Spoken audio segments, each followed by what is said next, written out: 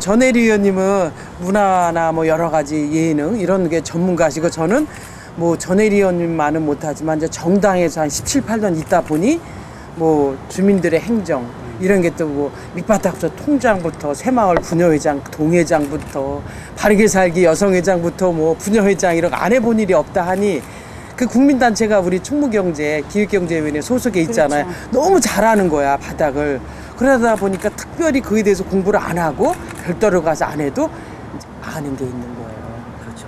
자, 이제 우리가 이 홍제 언론협회 이세 경기타임스, 뉴스피크, 경기티빙스가 이제 두 의원님들을 모시고 차 한잔 합시다.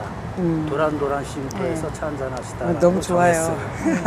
아주 좋은데. 좋아. 그냥 편안하게 3년 동안 상임이라든가 아니면 봉사라든가 아니면은 특위라든가 해서 잘한 점 제일 기억에 남는 거 두 가지만 꼽아주시고 제일 내가 좀 섭섭했고 이것은 좀 3년 동안 아쉬웠다 하는 거 한 꼭지. 이게 전혜리 의원부터. 네, 저부터 하겠습니다.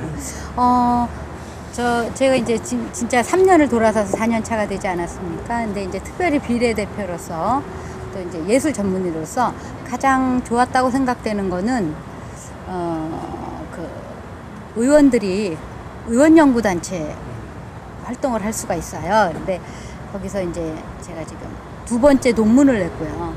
세 번째 논문이 들어가고 있는데 첫 번째 거는 이제 예술 활성화, 예술인을 위한 그런 논문을 썼고요. 수원시 당연히. 두 번째 거는 이제 문화예술 공간이 어떠한 것들이 더 있어야 됐고 어떠한 것들을 어떻게 써야 되겠다라는 논문이 이제 나왔고요. 세 번째는 지금 하고 있는 거는 지금 국회에 소상임위원회를 통과하고 지역문화예술진흥법이라는 것이 이제 아마 올해 9월이면 통과가 될 예정인데 그것이 통과가 되면 우리 수원시에서 문화재단이나 또 이렇게 예술단체들이 어떻게 중앙정부에서 지금 현재 문화재단에는 중앙정부의 그 예산이 하나도 안 들어오고 있거든요. 그러니까 이 지역의 문화재단이 자칫 잘못하면 그 지역 정권에 빌붙어서 먹고 사는 그런 꼴이 나올 수도 있어요. 그래서 이제 중앙정부에서 어떻게 잘 뽑아내서 우리 수원 고유의 문화를 잘 활성화시킬 것인가 하는 그런 거를 지금 연구를 하고 있어요. 그런 연구를 마음껏 할 수 있었다라는 거, 운이 좋았죠. 이렇게 그걸 3번이나 할 수 있었다는 게 참 감사한 대목이라고 생각이 듭니다. 아쉬운 거는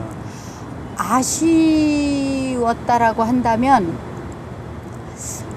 이건 개인적으로 제가 조금 더 이렇게 의원이 어떠한 활동을 한다라는 거를 확실하게 알고 왔다면 첫 번째 해부터 확 들어가서 뭔가를 해봤을 텐데 이게 사실은 한 1년은 박순영 의원님도 그러셨을 거예요. 살짝 이렇게 주변에 눈치를 좀 보면서 맞아요. 감을 잡다가 2년 차쯤 되니까 살살 이렇게 하다가 3년 차 되고 그 다음은 이제 또 마무리 단계가 벌써 되니까 그런 것이 좀 안타까웠죠.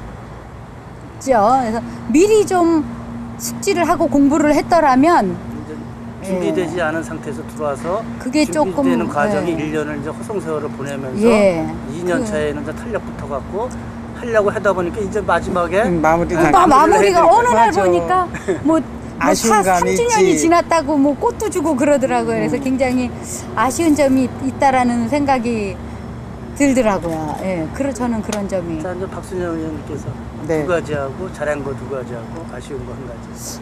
예, 하여튼간 시간이 굉장히 빠르다는 생각이 들고요. 2010년에 우리 전혜리 의원이나 저는 이제 지역구 의원이 아니고 수원시 비례로 이제 뭐 새누리 저는 민주에서 각각 1번을 타고 이제 당선이 됐는데 그런 생각이 들었지만 준비를 좀 안 했다는 미흡하다라는 생각과 더불어서 정말 그 우리 전혜리 의원님 말씀하신 것처럼 열심히 배워서 일하려고 하다 보니 또 내년 2004년, 2014년 또 선거를 준비해야 되는 과정이 있어서 정말 내 마음대로 주민들과 내가 하고 싶은 말, 내가 하고 싶은 뜻을 제대로 전달하지 못했다는 아쉬운 감이 들고 저도 이제 우리 전혜리 의원님 마찬가지로 전통시장이라든가 인정시장에서 벗어난 그 혜택을 받고 있지 못하는 우리 동네 골목상권 활성화에 대한 연구단체를 지금 운영을 하고 있는데, 오늘도 지금 그 얘기를 하고 있다 왔어요. 정말 전통시장이나 인정시장은 국고라든가 도비, 시비 지원 받아서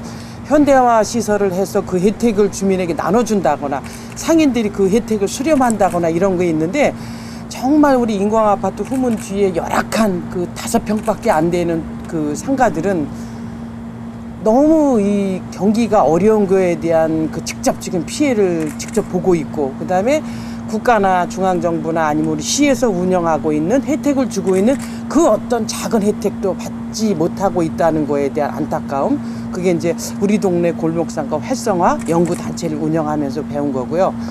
그 다음에 우리 수원시의회 34명 의원 중에 여성 의원이 7명이 있는데, 저는 제가 자랑스럽게 얘기하고 싶은 것은 백정선 문화복지위원장님을 비롯해서 여성 의원들이 그 어떤 남성 의원 못지않게 활동을 하고 있다는 것을 자긍심 있게 어디 가서 말씀을 드리고 싶습니다.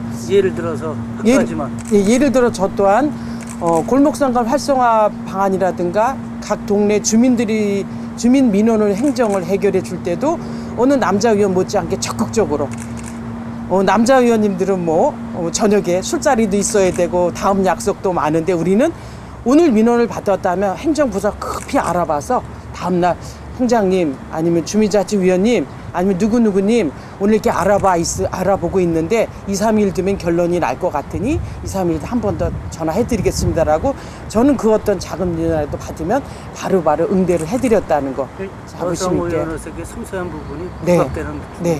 사실은 해보니까 이 지방 기초 단체에서는 여성 의원들이 좀 더 섬세하고 꼼꼼하게 할 수 있다는 생각이 들어요. 들어와서 보니까 여성 의원이 7분 계시거든요. 근데 더 많으면 더 꼼꼼하게 일 처리가 되지 않을까 하는 생각도 사실은 그런 들더라고요. 부분은 남자분들께 나중에, 죄송합니다. 나중에 또 이 질문이 나옵니다. 예. 일단 이제 다음은 이제 우리 바꿔서 박순영 의원님께서 3년 동안 경제, 행정, 자치에서 일을 하셨잖아요. 네. 시민들한테 무엇을 돌려줬는지, 뽑아준 대가에 대해서 나는 이만큼 여러분들한테 줬다 하는 것이 있는지. 네. 저는 이제 거기에 가장 이제 자신 있게 말씀드리고 싶은 것은 현장을 열심히 발로 누볐다는 거.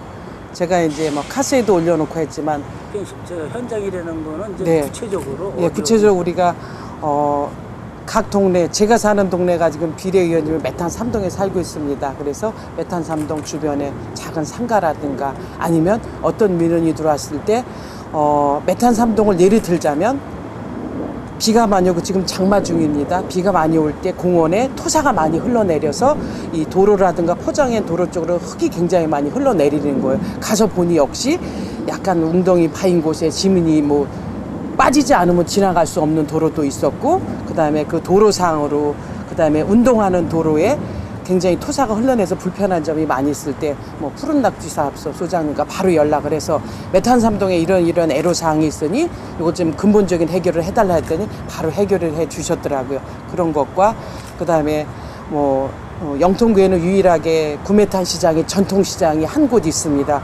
거기에 가보니 이제 주차장이 마련돼 있고, 이산 이용구 의원님과 함께 예산을 세워서 주차장 마련됐지만 주차장을 어디다가 어떻게 줄 것이냐라는 것에 현장이 필요했는데, 현장에 가서 그 정두용 회장님이 상일회장을 하실 때 쭉 답사를 해보면서 이쪽에 이런 곳에 주차장을 마련한 것이 좋겠습니다. 현장 답사를 해서 그곳에 마련을 해서 주차장 설치까지 한 그런 사례가 있었고요. 제가 사는 동네가 99% 아파트 단지입니다. 그래서 특별히 그런 거는 없고요. 물론 이제 공연 같은 거를 이렇게 잔디밭 공연을 한다든지 이런 거는 있는데, 저는 이렇게 문화복지교육위원회 위원으로서 이렇게 문화와 복지와 교육이 사실은 요즘 가장 이슈가 되는 3가지 단어가 한꺼번에 뭉쳐 있다라고 보여지거든요.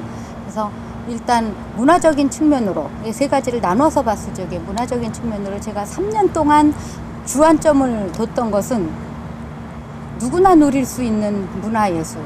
문화와 예술이란 개념은 완전히 다르거든요. 그래서 예술이 잘 모여지면 문화가 되는 거예요. 삶의 한 단면이 문화인데 이것이 좀 풍부해질 수 있도록 어떻게 정책을 뒷받침해 줄 것인가 그런 생각을 굉장히 많이 했어요. 그래서 곳곳에 공원에서 작은 음악회나 미술회나 또 뭐 이렇게 시화전 이런 것이 열렸으면 좋겠고 크지 않게 뭐 유명한 사람이 오지 않아도 그리고 또 뭐 클래식 매니아가 아닌 사람들도 많거든요. 우리 시립예술단은 다 클래식인데 아니면은 그런 사람들을 위한 아마추어를 위한 이런 것들을 문화적인 측면으로 좀 그래서 문화재단에서 그런 일들을 지금 많이 하고 있고요. 또 전통시장 활성화도 사실은 사람들을 모이게 하려면 그 안에 어떤 문화예술이 공존해야 되는데 지금 지동교 있는 데서 그러니까 음악회라고 하죠. 음악회와 그 다음에 이제 또 다른 그 행위에 관련된 것들을 하고 있는데 이런 것들을 하는 것이 많아져야 된다고 생각해요. 그래야지 사람들이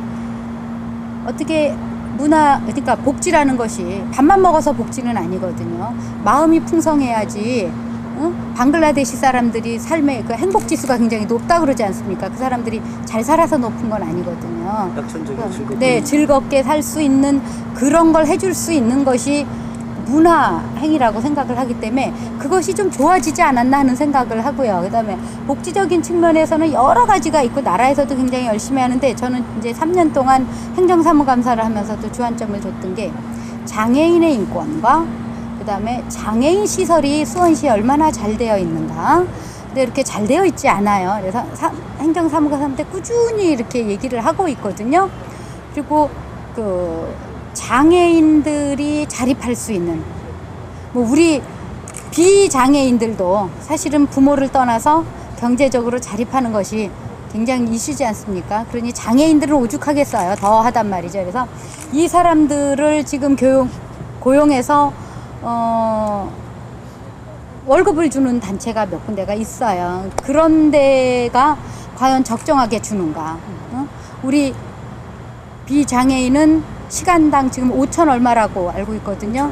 그런데 이 사람들 500원 받는 사람도 있어요. 물론 충분히 비장애인만큼 일 못해요. 100분의 1도 못할 수도 있습니다.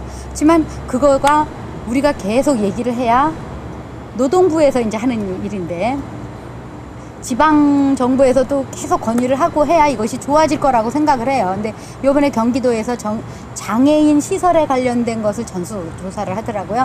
그 조사가 나왔을 때 우리 수원시가 과연 그 경기도 내에서 수부도시다운 몇 했나 그게 너무너무 궁금해요. 재작년에 처음에 제가 할 적에 장애인에 관련된 우리 수원시의 전체 예산 대비 장애인 예산이 꼴찌에서 셋찌였나 그랬거든요.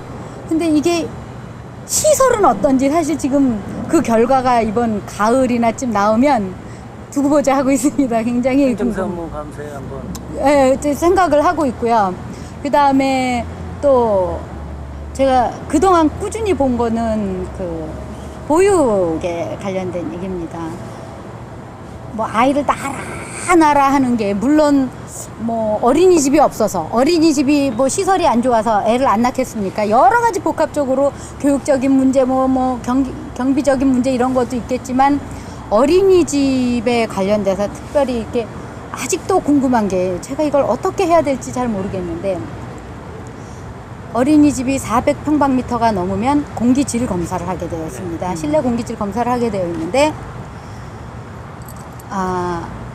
아주 성적이 다 좋아요. 그런데 성면도 오케이고 뭐도 오케이고 라돈도 오케이고 다 오케이인데 그 가끔 신문에 보면 성면에 노출되어 있다 어린이집들이 막 이런 것들이 나오거든요.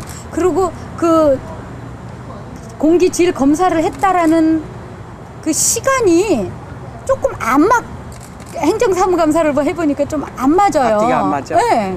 그래서 제가 올해는 작년에 그걸 하다가 느꼈거든요. 그래서 그거는 이따가 네, 올해는 그냥 막 행정사무감사를 네. 어떻게 준비할 것이냐가 예. 나오거든요. 네.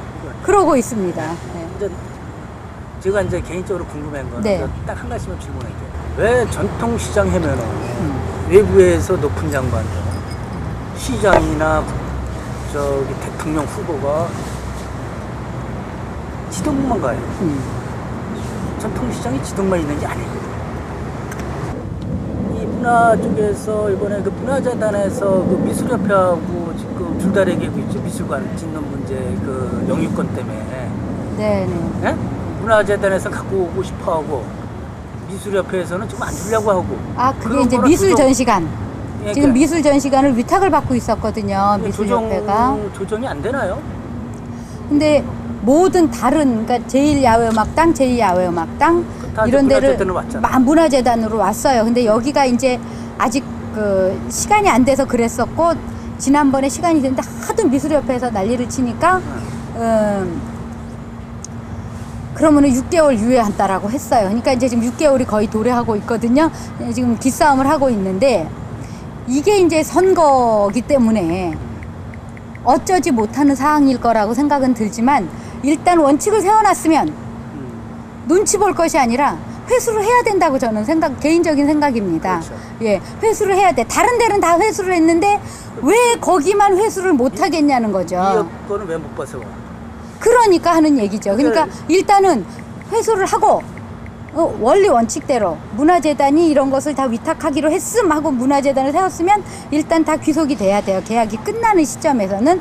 그 다음에 뭐 다시 생각을 해보니 그래도 전문가 단체에서 뭐 해야 되겠다 그래서 위탁을 줘야 되겠다 그러면 그건 그 다음에 다시 논의를 하고 조례를 바꿀 문제라고 저는 생각을 해요. 그래서 미술협회가 이렇게 신경전을 벌이는 거는 사자성어로 어불성설이라고 저는 개인적으로 이거 나가면 또 난리가 날 수 있겠지만 그치만 이거는 소신껏 얘기를 해야 된다고 생각을 해요. 끌려다니면 안 된다고 정리가 생각합니다. 필요해요. 제가 네. 생각해도 정리를 해야 되는 문제라고 정리를 생각해요. 왜냐하면 그렇게 되어 있기 때문에 안 그러면은 이 단체에서 이러면은 이렇게 해주고 저 단체에서 저렇게 하면 법이 왜 필요합니까? 그거는 제가 네. 이 3년의 행정사무감사 결과를 한번 보고 싶었었어요. 그래서 미리 이제 질문을 한 건데 이제 사무감사가 행정사무감사 마지막이죠 올해가. 그렇죠. 이제 1년은 준비하는 과정, 2년은 눈뜬 과정, 3년은 달리는 과정이거든요. 맞아요. 얼마큼 공부해서 땀을 흘리고 달릴 것인지. 솔직히 몰랐습니다. 그래가지고 다른 데 걸 많이 보고 그래서 두 번째도 많이 봐서 이렇게 너 왜 이렇게 했어? 하는 것보다는 이거보다는 이게 낫지 않을까 하는 대안을 제시해 보려고 굉장히 노력을 많이 했어요. 근데 요번에도 아마 뭐 내 스타일이 뭐 누구하고 뭐 그건 틀렸어 이렇게 막 큰 소리 치는 스타일은 못 되니까 대안을 제시하는 쪽으로 하겠지만 이번에는 저도 이제 좀 약아졌다 그래야 되나요? 조금 오래 했으니까 이렇게 사업 설명을 듣고 또 왜 이렇게 봄에 사업 설명을 듣고 각 단체 가서 보고 그러면서 그쪽에 힘든 일, 그다음에 내가 서류를 보면서 의문사항, 또 이렇게 흥미롭게 봤던 사항들을 끊임없이 적어 놓습니다. 그래서 제 책상에 가보면 이렇게 그래서 메모를 많이 하셨다는 거죠? 쫙 붙여놨어요. 문화재단의 무엇. 그래서 제가 주로 봐야 되는 거는 이제 한 가지만 말씀을 드리면 저희 위원회 소속의 것만 말씀을 드리자면 아마 행정 그쪽에도 그런 일들이 있을 겁니다. 우리 산하 재단들이 있지 않습니까? 재단도 있고 위탁을 받는 거 명어마을 같은 경우는 좀 다른 경우고 청소년 육성재단이 있고 뭐 수원시 체육회가 산하에 있고 뭐 또 뭐가 있지? 문화재단이 있습니다. 근데 이 세 단체가 제가 알기로 임금 체계가 다 달라요. 왜 다른 건지. 같은 급수인데. 네, 그게 이해가 안 가는 거예요. 그러니까 그래서 제가 그거를 왜 다르냐고 물어봤더니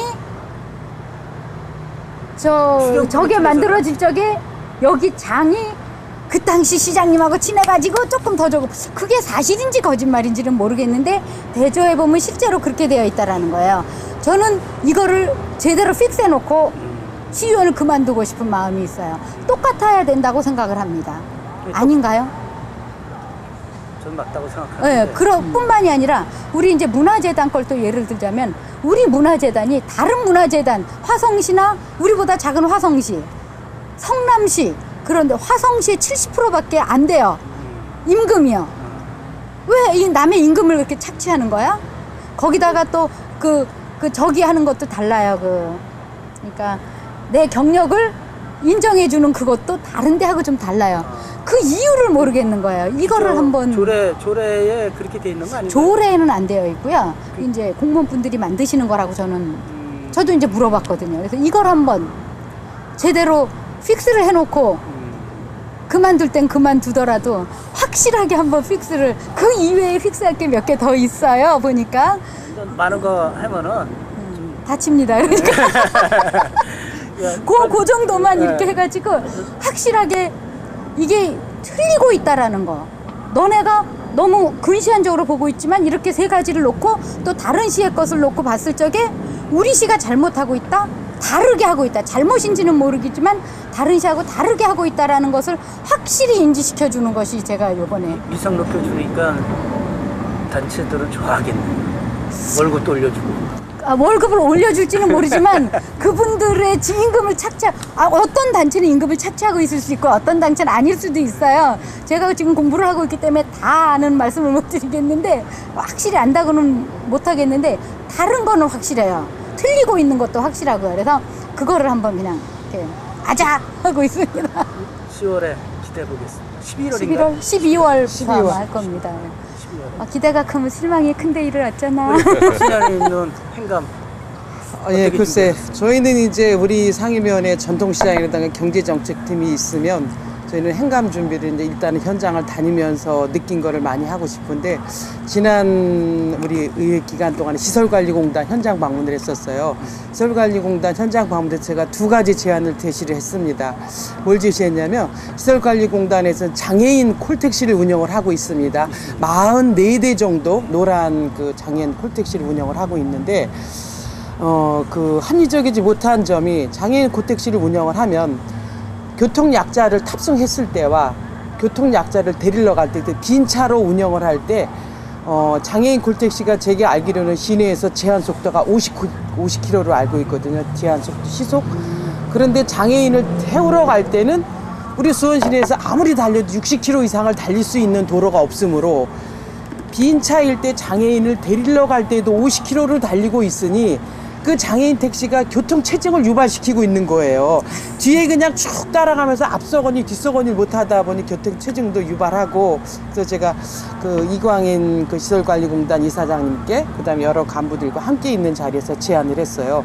빈 차라는 표시를 확실하게 해서 교통약자가 탔을 때에는 위험한 상황이 있으니 시속 50km를 지키지만 교통약자를 데리러 간다든가 빈 차로 운영할 때는 시내 경조속도에 맞게 해서 효율적으로 운영을 해야 되지 않느냐라는 것과 또 그다음에 뭐 많이 나온 얘기지만 뭐 중앙으로 크게나 작게나 전통시장 수원에 22개 인정시장과 전통시장이 있는데 뭐 표본으로 보여줄 때 그 샘플링을 제공할 때 뭐 지동 목고시장 아니면 남문에 있는 9개 시장이 있을 때 그 시장만 방문해서 보여주는데 사실은 말씀하신 것처럼 권선시장이라든가 영통구에 있는 구매탄 시장도 못지않게 운영이 잘 되고 있습니다. 그러다 보니 전통시장 22개 중에서도 또 빈익빈 부익부가 생기는 거예요. 맞습니다. 약간 모자란 곳도 누군가 가서 샘플링으로 보여주고 표본으로 구경을 하게 하다 보면 자꾸 이제 보완할 점을 보완하게 될 텐데 어느 한 군데만 지정하고 모시고 가다 보니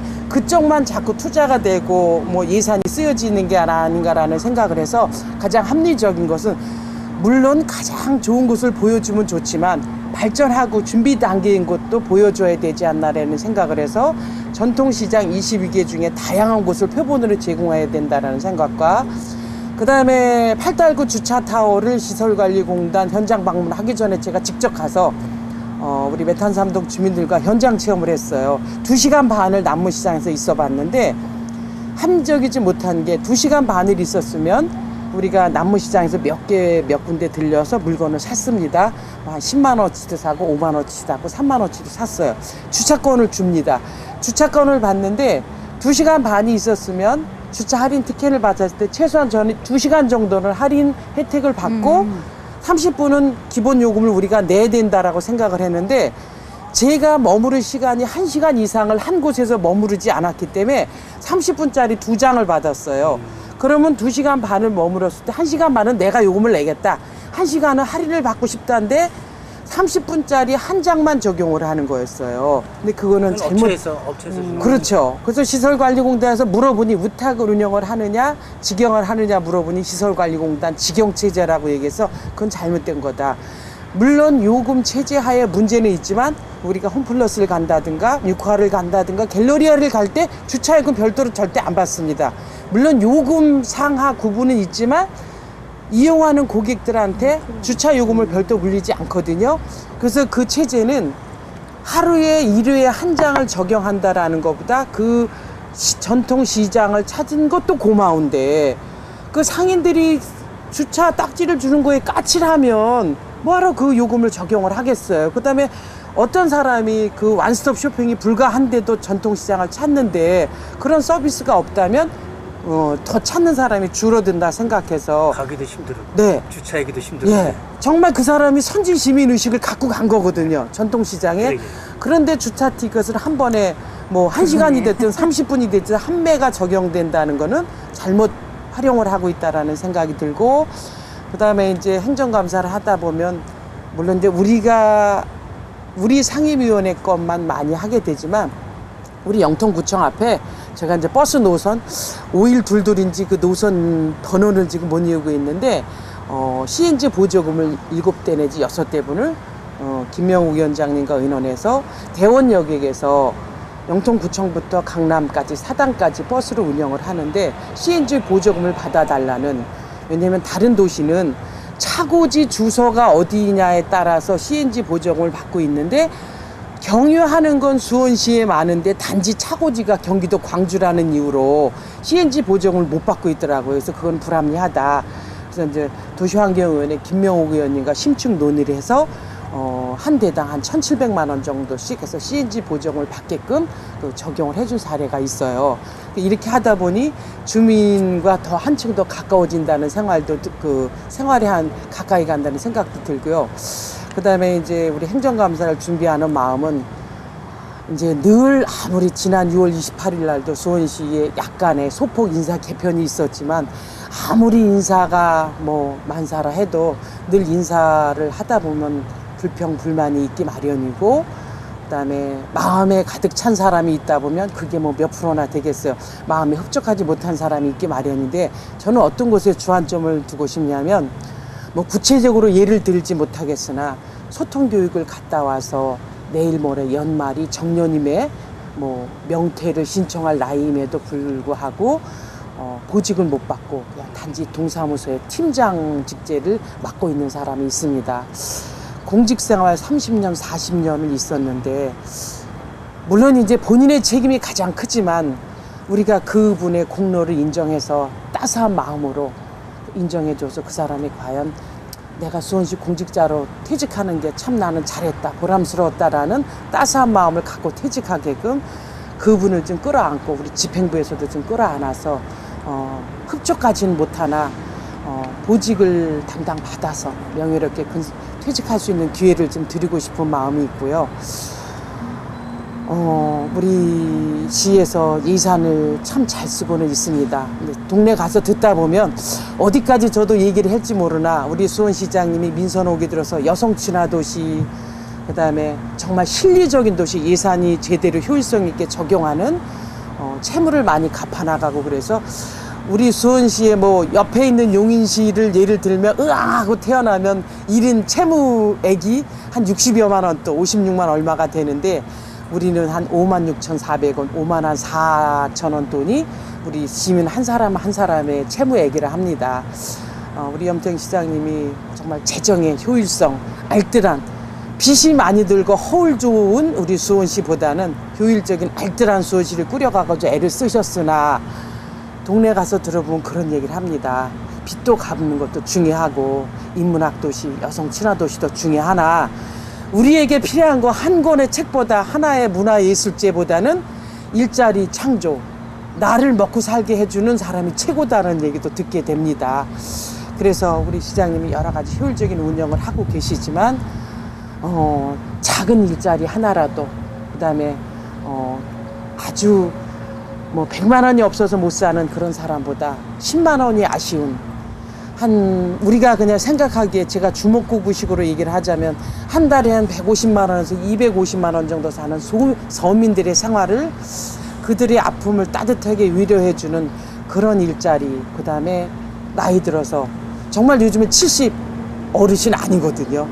65세가 넘어도 경로잔치에 가보면 다 언니, 오라버니, 왕언니, 왕오빠들이세요. 그래서 실버 세대들의 그 방송에서 얘기를 들으면 30대에서 60대를 벌은 돈은 자식을 위해서 쓰고 생계를 위해서 썼으나 애들 다 출가시키고 나서 60세가 넘어, 이게 탁두은 회장님이 얘기를 하시더라고. 시니어 봉사단 영통구에 60세를 넘어서 70세를 넘어서 내가 버는 50만 원의 돈이 정말 나의 알찬 노후를 보장하는 데 순수한 수입이 되더라, 이런 얘기를 하시더라고요. 그래서 경력 단절을 위한 여성들의 일자리가 많이 좀 창출돼야 된다는 것과, 그다음에 일본에 가보니 톨게이트에 딱딱 2명씩, 뭐 실버 세대가 아니면 그곳엔 취업을 할 수가 없게끔 국가에서 보장을 해주고 있더라고요. 그래서 65세, 70이 넘은 분들을 우리 수원시 차원에서 공익을 우선으로 해서 그분들의 일자리 창출을 해서 반드시 돈뿐이 아니고 정말 보다 나은 삶의 뭐 질을 추구한다고 얘기할까요? 그래서 그분들이 일을 한다는 연대감. 수원시 의원들이 정말 큰 경제적인 도움보다 이렇게 여성 의원이 있음으로 해서 실버 세대, 경력 단절 여성들의 일자리 창출을 많이 만들어서 이렇게 섬세하게 추구하고 있구나.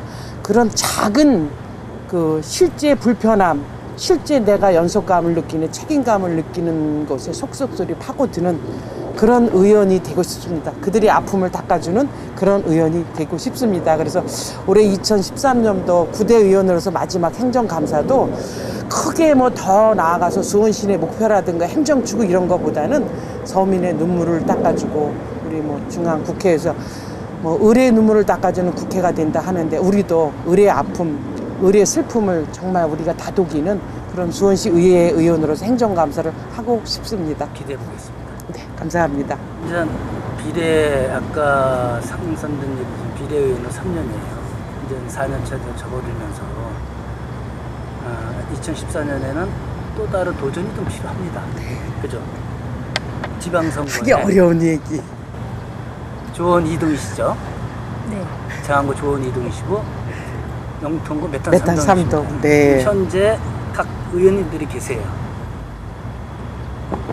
기존에는 전 비례대표라고 해서 여성 의원들을 갖다가 정치 참여를 한다고 해서 뽑아줬는데, 실질적으로 하다 보니까 여성분들이 섬세하고 잘 알거든. 2014년 지방선거에 출마할 의향이 있는지 우리 박순영 의원님부터. 예, 저는 이제 제일 먼저 계세요. 네, 저는 솔직하게 순리에 따르겠다고 말씀을 드리고 싶습니다. 물론 이제 뭐 도전을 하겠다는 거죠. 그럼요, 당연히 하는데 당연히 꿈이 있죠. 하고 싶죠. 그러나 이제 지역에 있는 의원님과 부딪힘 없이 이제 김진표 의원님이 경기도 도지사를 향한 꿈을 갖고 계시기 때문에 이제 그분을 도지사 만들기 위한 참모로서의 역할과, 그 다음에 영통구에 지금 현재 뭐 광교 신도시가 생김으로 해서 그쪽에 갈 수 있는 여건이 좀 생긴 것도 있고, 그 다음에 우리 지역에서 여러 가지 이제 그간의 3년간의 시의원을 했던 경험을 뿌리 삼아 저를 필요로 하는 곳이 있다면 가서 열심히 도전해서 어느 의원 못지않게 열과 성을 다해서 수원시 의회로 재입성해서 정말 시민의 의식으로 가장 가깝게 접근해서 수원시 의회에 다시 들어오고 싶습니다. 계속 하고 싶은 마음이 없지는 않습니다. 아직은. 도전하겠다고 했어요. 근데 제가 말씀을 드리고 싶은 거는 기초를 도전을 하게 될지 그거는 제가 잘 모르겠습니다. 강력으로 가야 될지. 그거는 제가 좀 더 생각을. 둘 중에 하나는 도전은 의사가 있는 거네요. 한 60% 정도, 100%라고는 말씀을 못 드리겠어요. 그리고 이제 이렇게 학교 쪽도 끌어잡아 당기고 그러기는 하는데, 학교는 있어 봤고 오래 했고. 너무 저기 행복하십니다. 부둥수실하다. 그런데 지금 하는 거 기초로 오겠다라고 내년에 수원시의 10대에 오겠다라고는 제가 100% 이렇게 지금 뭐 하고 싶습니다라고는 저는 말씀을 못 드리겠고요. 광역으로 갈 수도 있지 않을까 마음은 그렇습니다. 왜 의장이 다선 의원만 해야 되냐? 그 뭐 국회 쫓아가는 거 같고, 그죠? 근데 지방의회는 시민들이 최우선 아니에요? 수원시는 좀 사회적이라든가 모든 것이 어느 정도 궤도에 올랐다고 봐요. 섬세하고 따뜻한 시가 필요해요. 지금 불도저 같은 수원시가 아닌 부드럽고 따스하고 어루만질 수 있는. 그래서 여성 의장이 필요합니다. 도전할 의사가 있는. 재선에 아니 여성 의원이 들어와서 뭐 10대 재선이 된다면 뭐 여성 의장을 하고 싶냐? 다 하고 싶겠죠. 안 하고 싶은 사람이 누가 있겠습니까? 도전. 권력이라는 건 부자지간에도 권력 하고 싸움을 싶은 게 아니고 한다는데 네. 도전을 하겠냐 이거지. 근데 저 같은 너무 경우는 제가 민감한- 만약에 10대에 들어온다 그러면 전반기는 모르겠고 후반기는 한번 싸워볼 이건 도전 의지 갖고는 되는 것이 아닌 것이 싸우겠다. 수원이 아까 말씀하셨지만 안정된 궤도로 올라가 있고 그렇지만 굉장히 보수적인 도시고요. 기득권을 가진 자들이 안 놓으려고 하는 게 있습니다. 그 기득권을 가진 자의 대부분이 또 이렇게 죄송합니다. 남성이십니다. 그래가지고 이걸 안 놓고 싶어 하신단 말이죠. 그래서 만약에 진짜 박순영 의원님이나 저나 그리고 다른 또 초선 여자 의원님들께서 재선인데 한번 의장을 해보겠다 그러면은 도전! 해가지고 되는 게 아니라 전투적으로 10대 들어오자마자 7월 1일 요 이 땅부터 싸움박질들을 해대야 후반기에 조금 들똥말똥입니다, 사실. 근데 제가 만약에 저는 뭐 아까도 말씀드렸듯이 이렇게 기초지자체에 또 올지는 확실히 아직 모르겠습니다. 조금 더 있어봐야 되겠지만 재선이 된다면 재선이 된다면 저는 도전하겠습니다. 도전이죠. 당연히 도전입니다. 도전을 왜냐하면 하죠. 기존의 틀도 깨고 그리고 확실한 거는 여성들이 조금 더 잘할 수 있고 그리고 이제 개인적으로는 전혜리한테 뭐든지 맡기면 후회하지 않게 만들 수 있다는 자신은 있기 때문에 당연히 도전을 해봐야 되거나 말거나가 아니라 한번 머리 터지게 한번 해볼 의향은 있어요. 근데 머리 터지게가 아니라 부드럽게 어떻게 하겠죠. 제 성향으로. 아니 그런 거 같아. 지금 이제 우리 재선 의원님이 계신데 우리 이제 초선은 사실 저도 맨 처음에 그런 생각을 했었어요. 삼선이나 재선이나 초선이나 뭐가 중요해. 초선 의원들이 뭐 하룻강아지 법무소인지 모른다고 우리도 구민초라는 9대 민주당 초선 의원 10명 모임이 있어요. 거기서 아주 의욕적으로 하고 그다음에 공부하는 의회. 정말 저는 9대 의원들은 공부하는 의회라는 그 슬로건이나 이미지가 아주 부합대에 떨어졌다고 생각을 하는데 우리는 최선을 다했으나 바깥에서는 어떻게 볼지 모르겠습니다.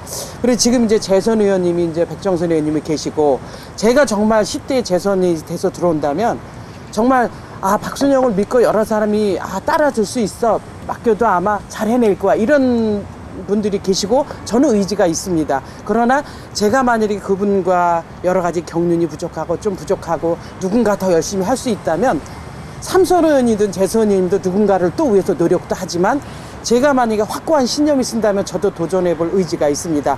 거기에 가장 중요한 이점은 뭐 수원을 잘 아는 수원에서 한 6대째 살아왔다는 수원을 잘 아는 의원이라는 그 자부심 있게 말씀드리고 싶고요. 그다음에 제가 늘 자부심 있게 생각하는 것은 이제 제가 지금 이제 버드니 복지관에서 우리 지역 주민들 한 40여 명의 상록수 봉사단과 함께 노인분들과 함께 봉사를 한 5년간 계속 하고 있어요. 가서 그분들의 땀도 닦아드리고 배식도 하고 설거지도 하고 뭐 어깨도 주물러드리고 이런 행사를 계속 하고 있고 그다음에 장애인 복지관에는 2009년도서부터니까 거기도 한 3년째 우리 다 지역 주민들과 함께 또 참 좋은 봉사단이라는 봉사단체 단장으로서 또 거기서 또 배식하면서 여러 가지 봉사를 하고 있고 그다음에 우리 수원시 의회 봉사단도 힐링 바울에서 의원 봉사단의 이제 대표인으로서 우리 전혜리 의원님도 꼭 참석을 해주셨는데 거기서 봉사를 하면서 봉사를 했다는 게 자랑이 아니라 봉사를 하면서 제가 얻는 게 너무 많다는 얘기예요. 오늘은 A라는 생각을 해봤는데 봉사를 하고 나면은 더 다른 생각을 많이 얻게 되고 내가 참 행복하다. 그 다음에 봉사에 참여하는 분들이 봉사를 할 수 있는 힘을 가진 사람이 절대 아니고요. 봉사를 받아야 할 사람이 봉사에 참여한다는 것을 보고 굉장히 많은 생각을 합니다. 그래서 그 느끼고 공부한 것을 갖고 9대 뭐 지금도 실생활에 적응을 하고 있지만 10대에 들어와서 더 많은 적용을 하고 싶고 그다음에 이제 가장 큰 공부는 지난 3년 앞으로의 1년이 정말 내가 어떤 조례를 발의하고 의원으로서 일을 해봄으로 해서 어느 위치에서 그 느낌과 적용과 책임감 있는 발언을 함으로 해서 큰 깨달음을 가졌다는 게 제가 큰 공부를 했다라는 그런 생각을 하게 됐습니다. 재선 입성해서 꼭 꿈을 이루시길 바라겠습니다. 네, 적극적으로 임하겠습니다. 긍정적으로 대하겠습니다. 그리고 이제 3년 동안 비례대표 의원으로서 점수를 라스트로 준다 그러면은 얼마씩 줄 수 있나요? 우리 전혜리 의원. 굉장히 어려운 질문을 하셨는데요. 제가 이제 또 선생 출신이라 이 배점을 어디다 많이 그런데 저는 글쎄요, 포괄적으로 일을 하려고 애를 썼고요. 지역은 상대적으로 지금 계신 지역구에 계신 분들이 힘들어 하실 것 같아서 약간은 제가 사는 동네 빼놓고는 지역 일은 하지 않았습니다. 가서 열심히 뒤에서 아까 박순영 의원님 말씀하셨지만 어떤 행사 같은 걸 할 적에 뒤에서 이것이 과연 제대로 되고 있는가, 사람들이 얼마나 수고를 하고 있는가 이것을 위해서, 그리고 예산은 제대로 쓰여지고 있는가를 이렇게 보느라고 애는 많이 쓰고 있습니다. 포괄적으로 일을 많이 하려고 노력을 했고요. 이렇게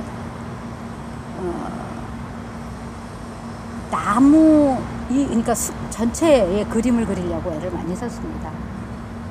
전체 수원시가 지금 어떻게 돌아가고 있는가, 그리고 그 중에서 문화복지교육위원회는 또 어떤 일들이 돌아가고 있는가를 보려고 애를 많이 썼습니다. 근데 숲을 보려고 하면 사실은 디테일한 부분이 조금 부족할 수가 있습니다. 저는 그 디테일한 부분을 지역구라고 생각을 했어요. 그래서 좀 더 포괄적으로 일을 했기 때문에 지금 박순영 의원님 말씀하시는 것처럼 이렇게 지역 그런 거에는 이렇게 좀 신경을 덜 썼기 때문에 90점은 아닌 것 같고요.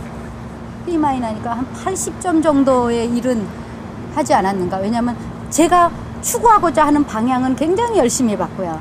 내가 저쪽은 의식적으로 하지 말아야 되겠다라고 한 부분은 좀 이렇게 도외시를 한 부분이 있었지만 그 부분도 다 같이 의정 활동이었기 때문에 그 부분을 좀 덜한 부분을 뺀다고 하면은 다른 부분은 비교적 제가 열심히 했다라고는 생각을 합니다. 문화복지 교육에서는 열심히 하셨고, 열심히 했고 지역 쪽도 지역에서는 타 의원들을 어떻게 보면은 선을 넘어서지 서지 않으려고 굉장히 노력을 했습니다. 근데 문화복지 교육뿐만이 아니라 사실은 이제 다른 위원회 거는 타치하지 못하지만 다른 위원회에서는 어떤 일을 하고 있는가, 그다음에 수원시가 어떻게 돌아가고 있는가는 막 이렇게 좀 촉각을 세우고 있었지만 그 촉각을 세우고 있다라는 것과 내가 알고 있다라는 것을 결코 누구한테 말은 하진 않습니다. 말하면 좀 더 곤란하지 않겠어요? 너무 많이 알면 또 다치는 경우도 있고. 우리 박순영 의원. 저는 그냥 점수를 양보를 시키고 싶어요. 집에서 의원으로 아내로서의 몇 점인가, 그 다음에 수원시 의정생활로서 몇 점인가를 나눈다면 의정생활은 저는 90점 이상이었다라고 보고 싶습니다. 정말 최선을 다해서 움직였고요. 그 다음에 우리 기획경제위원회뿐만이 아니고 수원시 전체적인 전반의 흐름을 총괄적인 그런 걸 공부하면서 깨달으려고 정말 노력을 많이 했고요. 그 다음에 수원시 행사도 아마 정말 많이 참석한 사람 중에 하나였다고 제가 스스로 자부심을 갖습니다. 단지 미안한 것은 이제 우리 집에서 주부로서 아내 역할을 제대로 못했기 때문에 수원시 의원으로서 우리 남편은 저한테 100점 만점에 120점을 줄 거라고 생각합니다. 너는 자다가도 의회에서 무슨 연락이 오면 벌떡 일어나서 나갈 사람이야. 그렇게 했는데 집에서는 아마 20점도 안 되는 아내요 엄마가 되지 않았나 생각을 하는데, 천만 다행인 것은 제가 이제 꼬맹이가 없고 아들 하나 단지 있는데 이제 28살짜리 아들이니 애가 아니죠, 성인이죠. 그래서 우리 아들에게 오히려 도움을 많이 받아가며 제가 영신여고 동문회장을 맡아보고 영신여고를 졸업하고 방송통신대 그 교육학과 공부를 하다가 마저 마치질 못했는데 의원이 돼서 그러면 안 되겠다라는 자각을 해서 장안대에서 행정법률학과 졸업을 했고 올해는 이제 협성대 편입을 해서 사회복지학을 공부하고 있는데, 그 공부를 하게 된 계기가 우리 아들놈의 충고였습니다. 엄마, 아무래도 공부하는 게 의원 생활하기 좋을 거예요. 그 다음에 전문 지식을 갖고 일한다는 것이 아무래도 말을 하기에 수원시 공직자들한테 아마 설득력이 있을 겁니다. 그래서 의원으로서 공부한다는 게 굉장히 힘들었어요. 화수목금 강의를 가고 뭐 정말 지역 활동이라든가 의정 활동에 식구들 저녁 못 챙긴다는 거에 대한 부담감이 있음에도 불구하고 공부하게 된 이유는 우리 아들 녀석이들 뚜덕이면서 엄마 공부하세요, 공부하세요. 그다음에 남편은 내가 반대한다고 당신 안 할 사람 아니지? 기분 좋게 하라 할 테니 열심히 해. 이런 격려를 삼아서 공부를 했다는 거. 그다음에 그게 늘 자랑스럽게 생각을 하고, 지금 이제 사실 기획경제위원회가 제가 의원이 돼서 한 번에 선택한 위원회는 아니었습니다. 가장 가고 싶은 것은 이제 보육 공부를 했기 때문에 문화복지를 가고 싶었으나 여러 가지에서 딸리고, 도시환경을 가고 싶었으나 영통구 의원들이 너무 많이 배정돼 있고, 그래서 세 번째 우리 이제 들어올 때 행정자치위원회에서 했는데, 행정자치위 총무경제위원회 가면 초선으로서 뭐 배우는 것도 많고 예산에 대해서 알게 되고 뭐 해외도 많이 가고 이런다 해서 들어갔더니 웬걸 들어가 보니 아니더라고요. 그런데 지금 이제 마무리를 지으면서 잘했다는 생각이 듭니다. 주민들의 자치와 공무원들의 어려움을 공부할 수 있는 행정을 많이 다루고, 그다음에 가장 관심 있는 경제정책 분야에서 공부를 많이 하게 돼서 지금은 아주 잘했다고 생각을 합니다. 마지막 질문입니다. 아줌마가 대세거든요. 네. 그 남들이 네. 특히 남자들이 아줌마라고 불렀을 때 기분은 어떠세요? 저는 아줌마 이꼴 마담이라고 생각을 하거든요. 마담이라는 것은 뭐 비하시키거나 이렇게 소기와 이렇게 뭐 이렇게 능력을 인정하지 않는 그런 비하적인 얘기가 아니고 굉장히 그 전문적으로 인정받을 수 있는 용어라고 생각해서. 제가 이제 잠깐 제가 왜 이런 거냐면 네. 의원님이시잖아요. 네. 그러니까 의원님이기 전에 누구누구 의원님이라고 불러야 되는데 이제 의원님이라고 안 부르고 아줌마라고 부른다고. 그럴 때 그렇죠. 기분을 얘기해요. 모르는 사람들은 우리 뭐 정말 배지 계급장 띄고 가면 동네 가면 아줌마 소리 이런 얘기 사실 듣거든요. 그러면 아줌마라고 느끼면 저는 괜히 무한한 능력이 생긴다고 생각하고, 약간 좀 무대뽀로 대시를 해도 된다고 생각하고, 조금 막 나가도 되지 않나? 이럴 때 좀 우겨도 되지 않나? 이런 생각을 해. 더불어 무한한 능력을 가졌다고 생각을 해요. 줌마 부대의 그 위력 같은 거 느끼고요. 줌마 의원은 아무것도 못할 일이 없다. 하지 못할 일이 없다라는 그런 자신감을 갖게 돼요. 줌마 의원, 아줌마 의원 굉장히 좋아하는 단어입니다. 우리 전혜리 의원님. 사실은 사람들이 아줌마 하고 부를 적에는 이렇게 공경이나 좋은 뜻으로 부르는 건 아니라고 생각합니다. 이 아줌마라는 단어가 나쁜 단어가 아님에도 불구하고 이렇게 사람들이 통상적으로 이렇게 좋은 뜻으로 사용을 하는 것 같지는 않아요. 근데 저는 학교에 있을 때부터 아줌마가 뭐가 나쁘냐, 아줌마는 두려울 게 사실은 없어요. 아저씨하고 또 다른 게요. 아줌마들 대체로 애 낳습니다. 애도 낳는데 두려운 게 어딨어요. 가장 고고싱하기 좋은 게 아줌마거든요. 아줌마? 어느 땐 기분 나쁠 수도 있습니다. 그쪽에서 어떤 뜻으로 말을 했는지에 따라서는 기분 나쁠 수 있지만, 말씀하셨듯이 그래, 저 사람이 기분 나쁜 뜻으로 얘기했으면 나도 기분 나쁜 뜻으로 아줌마인 척하고 한번 지를 수도 있거든요. 그래서 아줌마라고 부르면 그 옛날 같았으면 기분 나쁠 수 있겠는데요. 글쎄요, 나쁘지 않습니다. 아줌마의 힘이라는 것도 의원이기 때문에 나쁘지 않은 건가요? 의원이 아니어도 그 전에 학교 생활을 할 적에도 저희 그 아줌마 과가 있었거든요. 학원 원장 선생님들을 항상 피아노 치면서 힘들어하고 노래 무대에 서면 힘들어하길래, 애도 낳은 아줌마가 애 낳는 것보다 무섭고 어려운 일이 어디 있어요? 그 힘으로 노래하면 그럼 뭐든지 하라. 그거가 내가 여지껏 공부한 피아노가 창피하냐? 아니다. 내가 이거 죽을지도 모르고 어떤 애가 나올지도 모르고 그 아픔 그런 것까지 남 앞에서 견뎠는데 까짓 거 피아노 치는 게, 노래하는 게 뭐가 무섭습니까?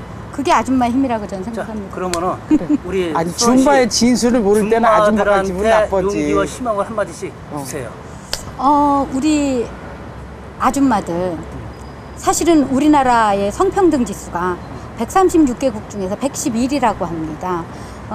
그게 이제 고위직에도 없고, 그럼에도 불구하고 111임에도 불구하고 우리 아주머니들이 가정생활 내에서 내가 1등이라고 생각을 합니다.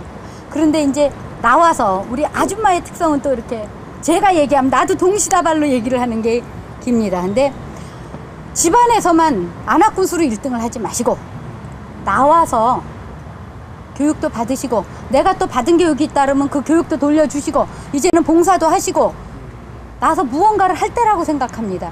늦었다고 생각할 때 결코 늦지 않았다고 생각이 들거든요. 뭐 우리 박순영 의원님도 보십시오. 51살에 우리 둘 다 마찬가지입니다. 진로를 바꿔가지고 엉뚱한 쪽으로 와서 지금 이 일을 하고 있습니다. 그분들이라 그래서 아줌마들이라 해서 못할 게 없다고 생각을 합니다. 단지 집안에서만 내가 1등 할 것이 아니라 내 자식들한테만 큰 소리 치고 내 남편한테만 큰 소리 칠 게 아니라 나와서 체계적인 교육을 다시 한번 받으시고 그리고서는 정말 우리 준마의 힘을 나와서 보여줘야 되는 거예요. 집 앞에서 보여줘봤자 소용이 하나도 없다는 겁니다. 봉사하시고 또 근데 가장 중요한 건 교육을 받으셔야 될 거라는 생각은 합니다. 우리 수원시 준마 예, 저는 뭐 여성이 바뀌면 세상이 변화한다라는 말을 실감하는 세대고요. 수원시에 있는 정말 모든 아줌마들에게 뭐라고 말씀드리고 싶냐면 인생 중반 이제 우리가 100세를 산다고 보면 전환점 턴 고지에 들어섰습니다. 그래서 빽 하면서 짧게는 5년, 길게는 10년을 20대까지 23, 4년을 부모님으로부터 배운 교육이 50을 넘어서 100세까지 사는데 필요하지는 않다고 봅니다. 20세까지 배운 교육으로 50세까지 살았다면 50세에는 인생을 리모델링 하라는 말을 꼭 얘기하고 싶습니다. 짧게는 10년, 길게는 10년, 짧게는 5년을 지금 내가 여태까지 해온 일을 다시 연장해서 세상을 살아간다면 좋지만 그게 아니더라도 방향을 바꾸더라도 공부하시고 연구하시고 개발하셔서 인생 50 넘어서 나머지 90, 100세까지는 내가 개발한 나의 공부만 가지고 나머지 30년, 40년을 보람있게 생을 살아가는 것은 정말 내 자녀도 보람이 있다. 우리 엄마 최고다라고 생각하고요. 그 다음에 집에 있는 뭐 회사 다니는 남편, 집에 있는 아줌마가 여러 가지 사회생활 겪으면서 정보를 주지 않으면 남편 모릅니다. 사실 아줌마의 위대함은 A라는 사람이 당선될 것이 B라는 사람으로 당선시킬 수 있는 위력도 가지고 있어요. 왜? 그만큼 아줌마들은 정보의 무한 바다에서 나가서 그 정보를 대하고 있기 때문에 그 정보를 이웃에게, 남편에게, 뭐 여러 사람에게 전할 수 있는 능력을 가지고 있거든요. 그 다음에 아줌마의 능력은 10가지의 정보를 들어서 15가지를 주변에 전파할 수 있는 능력을 가진 사람이 아줌마입니다. 이게 세니까. 그럼요, 당연히. 그래서 인생 리모델링에 도전하십시오. 5년, 10년 내 인생에 정말 투자하셔서 나머지 40년 수원 최고의 여성으로, 수원 최고의 아줌마로 거듭나시라고 부탁드리고 싶습니다. 지금도 늦지 않다고 봅니다. 오늘 장마가 계속됐어요. 2주 동안. 근데 오늘 12시 이후부터는 비가 안 내리네요. 우리 전혜리 의원님하고 박순영 의원님을 위해서인 것 같아요. 장마도 오늘 인터뷰를 위해서 비껴가네요. 네. 멘트가 또. 아우, 오늘 수고하셨습니다. 무더운 날씨에. 네. 아줌마의 위대함입니다. 날씨보다도 그냥 아줌마의 위대함을 믿겠습니다. 네, 맞습니다.